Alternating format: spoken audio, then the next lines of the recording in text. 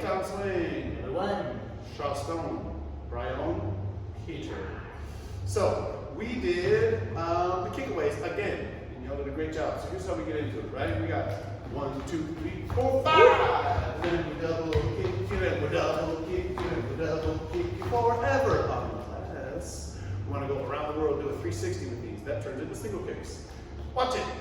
Rock, step, double kick. We're going double kick, then single, double kick.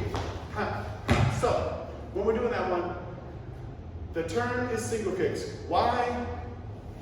Because. Just trust me on that, we can do the proof later. So, some practice for that, if you want to practice that solo without a partner, we can take this part, double kick, and single, double kick. Maybe take that as a little mantra. Double kick, single, double kick.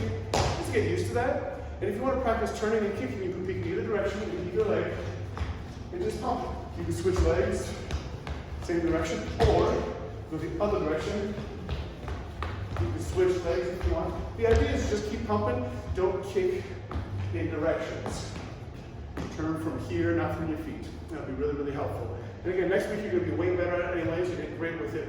We're just going to show you how to go into the step from the kickaways, go around the rope, and then continue and get back out into a basic.